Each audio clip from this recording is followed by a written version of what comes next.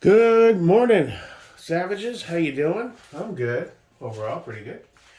It's a beautiful day here in sunny Palm Coast, Florida. Nice and comfortable outside. Cool, not cold. We're not getting the typical weather that we normally get this time of year. Hopefully that'll change going forward. But it is nice out. All right. So where are we now, man? I cleaned up the bench a little bit. It was driving me insane. So we've landed on the Radiant as the first night rig test. However, I ran into a major issue, which is both my EOTechs don't have night vision compatible settings. And what I essentially did was I did my usual, jump on Reddit, watch some YouTube videos, ask some questions in the groups. All the guys whose opinions I completely trust without question. The general consensus is some guys try to get away with running the lowest possible setting, daylight setting, on their EXPS 2s and their XPS 2s. And that might be somewhat doable, but the risk that you're running is that it's not NV compatible brightness. So that can potentially damage your tube. And I have an L3 tube, it's nice. They're not duals, they're not, high FOM, but it's a pretty nice tube with really crispy specs. And it'd be a shame to damage it because I'm using a reticle that's just a bit too bright one too many times. And that's not a risk I want to take with a almost $4,000 PVS 14. Now that means that I'm probably not going to run either of these EOTechs on the first test. Hopefully will be this weekend. I'm waiting on, I ordered yesterday the remaining small parts for the helmet from the guys over at TNVC. We've got a counterweight coming from TNVC. I've got a fucking nerd for proper retention. I tried to make these shock cords work, and no matter what I do, I can't seem to figure out how to do that and how to retain them on the helmet itself. And after going back and asking some questions, I realized that I think it was Gunner. He said he just grab a nerd. They're not too much money, $40, $35. It slaps onto the top of the helmet with Velcro. You can wrap that around your 14, and that way your secondary protection is there in case something happens. You don't want to drop that thing down on the ground, right? So that's on the way. I got a Unity Spark IR flasher, and I got a green Viz on the way. Those are cheap, 16, 17 bucks a piece. I don't know why I bought the Viz one. I thought it would look cool. But the IR one is really beneficial, especially if you're out with 3-4 dudes. Everybody shooting nods. You want to make sure where everybody's at for safety reasons, and that makes sense. So when it comes to, we got the mod light on here, the new mod button with the Unity. I forget the actual name of what they call this. It's solid, man. It's really nice. I'm not sure why this side panel exists. I haven't done a deep dive. Does it have a purpose that you can apply? I don't know. It's cool. It's well machined. That OKW is nice, really nice. One guy asked, I think either on my Facebook or on my YouTube, why do you think mod light's better? I think it's about what your use case is and what your preferences are. You can see how warm that light is. This is a micro, Gen 1 cloud. That's got a nice warm light. Great throw. I love my clouds. But you can see, just looking at the comparison, that OKW, it looks a lot like my old PLHV2 brightness. Now, I haven't done a side-by-side comparison at some decent distance, which I'm probably going to do when we go next time to the range and the sun starts going down, just to put them side by side and try to get a gauge. But when it comes to mod light, you do have the ability to grab an IR head if you want to outfit a second gun and not spend a bunch of money on an IR illuminator, like I don't know, what's it called, a Kiji. You have the ability to have a variety of different switch options, whereas with cloud, you're stuck with a proprietary switch. I don't hate the switches, especially the 1.0s. They're kind of beefy. The 2s can be a little wobbly to get on. They're not horrible. I don't hate them at all. I just think it's beneficial to have the best of both worlds. Can't go wrong with a mod light, or a cloud for that matter.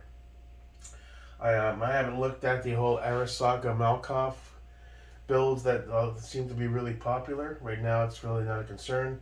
Maybe down the line. But, wow, look how bright that is. So I'll have to do some testing. So I don't think either one trumps the other. I think they're both different in their own way. So I'm not putting one company down or anything like that. I'm just trying to figure out what's best for me.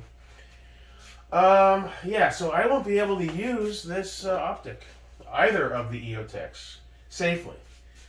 And I'll be damned if I went through all this and spend all this cash and then end up screwing up my L3 tube because I'm at the end of it all. I didn't pony up the other $650 or so for an EXPS3. That's just stupid. So what are my options as far as for the first test? I'm going to score one eventually, just not right this second. The credit card is panting like it's on its last lap of a 24-mile marathon with 1 mile to go. It's it, What am I going to do? All right, you're going to stay there. The only options I have are to run either of the Holosuns for the test. I believe both have dedicated NV settings. I have to do a quick lookup. I was never concerned with NV settings before because I never had not, so it wasn't really paramount. I could run this guy, which is the 515 on. Still have to find a way to zero this prick. We had trouble last time. Even Scott had trouble. He had it set up on the barrels, and he was saying, "Where the hell is that round going?" So I don't know if this is a bit loose, but it doesn't feel that way. The only other option is the 512 that's on the ADM. I believe both of those have... Here, that's on a QD, so we can do a quick test of that. That's on QD. Always double check your barrel. That's on one of the ADM QD risers. I'll take... Okay, you're not that tight. Alright, so there's our two options. Alright, so, well, how high is that though? Is that going to see over? I don't know. Alright, let's lose that Unity, that magnifier for now.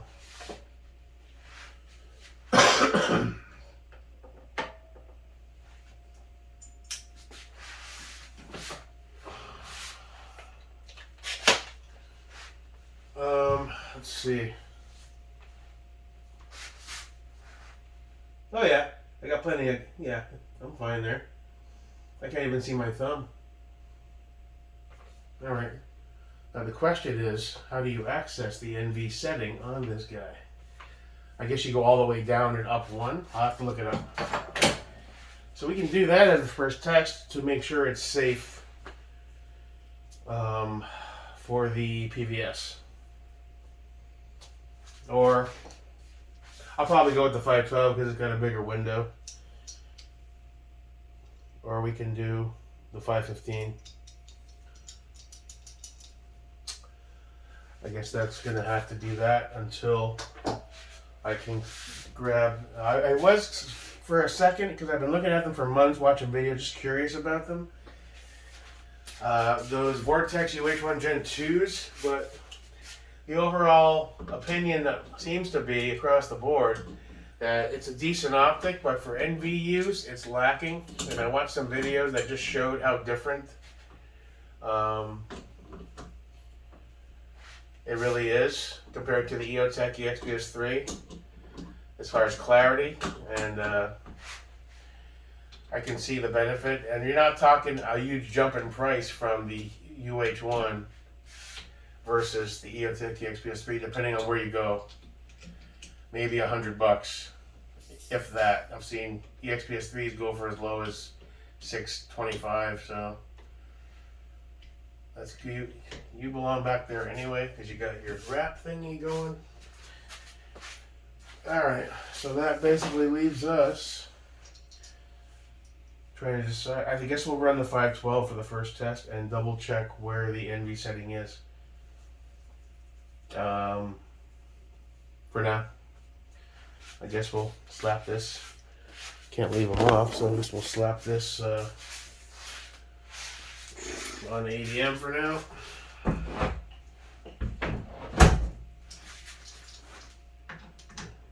This poor 515 in Unity never seems to find a home. And I can't get you zeroed properly, dude. I don't know what's up with that. It's so tall, you know. 226. No joke. The height over bore. I'll figure it out eventually, I guess. I say that a lot. But even Scott had trouble, and he knows his stuff a lot more than I do. So there's some variable that we're not being considered here. I got to double check the torque on those screws. Just make sure it doesn't seem like it's tight, but it's kind of moving around a bit. Who knows? It's not a perfect fit on this Unity, but seems solid. I'm going to leave it there for now, buddy, until we figure you out. What you should be is an 8.2 on that riser. Probably be zeroed in 5 minutes. Well, not with me, but with Scott. So, where does that leave us? We've got the parts on the way from TMVC. Hasn't shipped yet. I still have to tweak the lateral setup on the PVS on the J-arm. Move it right a little bit. I want to wait till that counterweight shows up and get some proper balance and make sure the chin strap is on perfectly to know exactly where it's, you know, because a little bit of movement will change how it looks in the eye. So you're the only light without a host for right now, buddy. Whether I'm going to sell some of the clouds, I don't know yet. You know, one guy reached out, wanted to buy the MCB 1.0, but I love that dude, and it looks good on that Sun's gun. And it's a solid light, so I don't know. I'm sick of selling stuff too, man. I'm just sick of taking hits and selling shit just to buy other stuff, and you know, I'm getting over that. Every once in a while, if it makes sense, it's one thing, but as a common practice, you're just losing money, hand over fist. So I guess this will have to be the night test rig. No dedicated switch on the D-bow currently. I think this is going to have to come back a bit. Let's see. No, not really.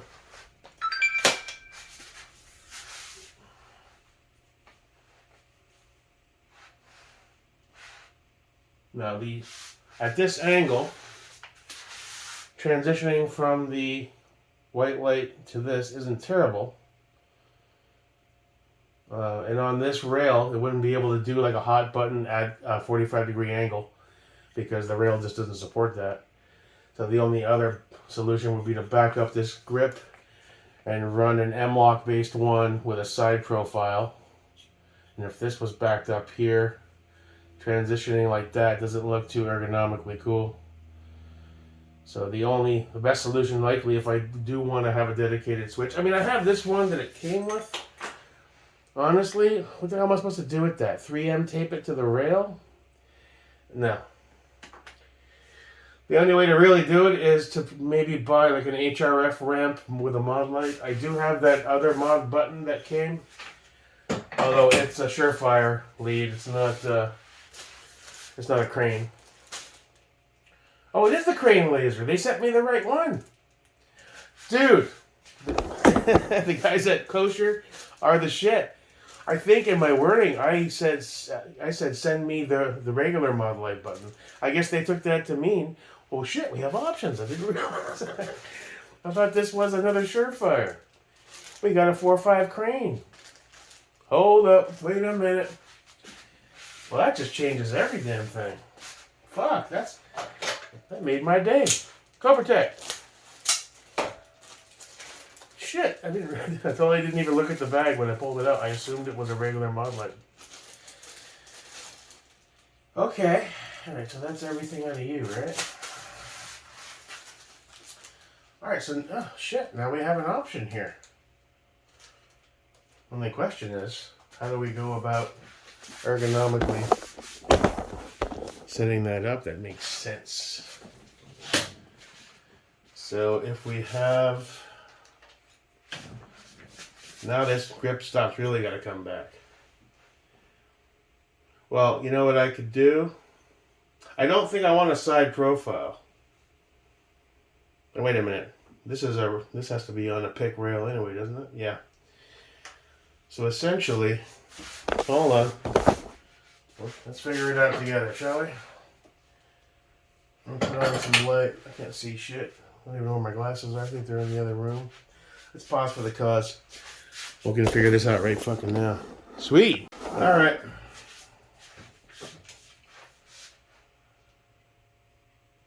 Your hex. Too big. Weird. The next size down looks too small. That's what she said.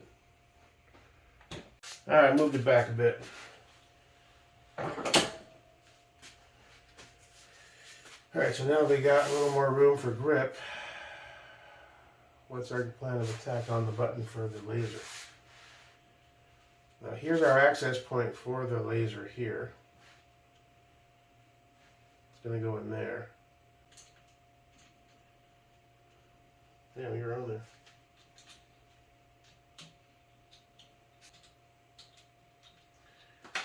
You should be good, man. Release yourself. Here we go. And then move it forward, one pick. I think that's the best we're going to get. Okay. Alright, so if we're rocking it that close, I mean, we don't have to get all the way up on it. You can hit the button in the bottom center. Let's try it that way for now. I need as much room as I can to fit that laser. The only thing I'm not sure is it more beneficial to have the laser in front?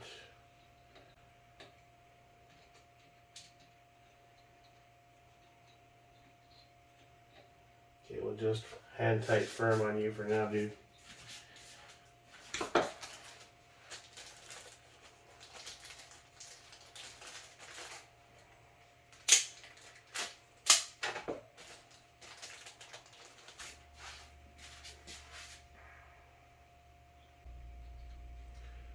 Are you kidding me? They sent me one of my screws. It's like, it's not cut right. Are you kidding me, bro? You can't turn it. Why is it always shit like this, man? It's like a dummy screw. It doesn't have a, it's not cut. You gotta be shitting me with this. I'll tell you, man. I have the best luck, huh? Yeah, that won't work. It's a dummy screw. There's no Torx cut in it. You've got to be shitting me with that. And when I say it doesn't have a Torx cut, I mean it seriously does not have a... Look at this guy here. Are you kidding me with that shit? Can you even see that?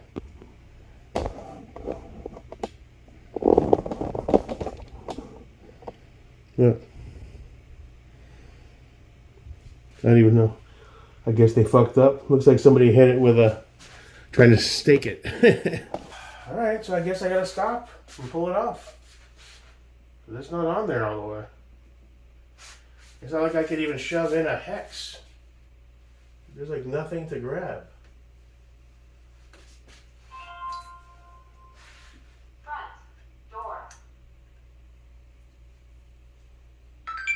You gotta be shitting me, man. As far as ergos go, laser, lights, it's not bad. You know, see, that's pushing right out. There's no way to make it engage. If I can make it engage a little bit, I'll still reach out for a new screw, but there's really no way to turn that, right? Maybe in a slightly larger Torx bit, it can grab the walls.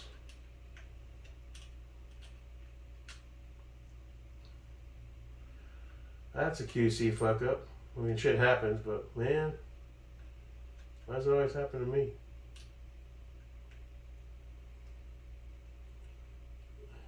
Yeah, this is like futile. Just trying to apply some pressure. Try not to be dealing with this shit, man. You guys should know. Check your screws, man. What are you, little guy? That's useless. I can't think of any tool that I could use. And then once it's in, how do you get it out? That's the problem. Alright, so I can't do anything at this point. I'm going to have to back this off. Figure out how to get one of these screws. The second screw they sent me is completely unusable. So, 2 steps forward, 1 step back as usual. I'll figure it out. No worries. Alright. I guess we'll have to pause for the cause and figure out. Can I buy these screws at like a Home Depot? Probably. Alright, I sent a message to Unity explaining that one of the screws was like a blank that wasn't properly cut. And indeed it is. So I'll pop the switch off for now. If I do make it out this weekend, if I can make that happen, I'll just do it without the switch for now. Do a manual. And I'm sure they'll send me screws. It might take a week to get them, but is what it is. Nothing I can do. Not my fault, though. I want to say another screw problem? Dude, they sent me a blank screw. What the fuck am I supposed to do about it? You know? Is what it is.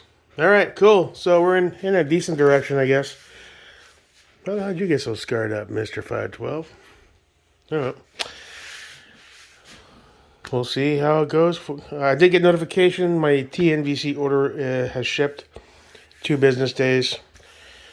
Post office. So we'll be able to finish the helmet up, get the counterweight on there, put the IR flasher.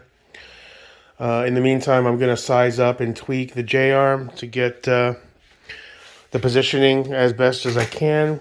Noah commented that I should focus on aiming with the laser with my... Well, I'm left eye dominant and I shoot right. So he said use your dominant eye with the little dot and your weak eye on the PVS. So I can... Okay, that's going to be confusing to figure out, but I'll do it. Which means PVS on the right eye and then left eye on the optic. So maybe those two will merge without having to expose the tube to too bright of a reticle. I don't know. I got to get behind it and actually see what it's all about. And then I'll probably understand. All right, that's it for this one. Let me do some quick editing, get this up there, and move on forward. Have a great day, everybody. Peace.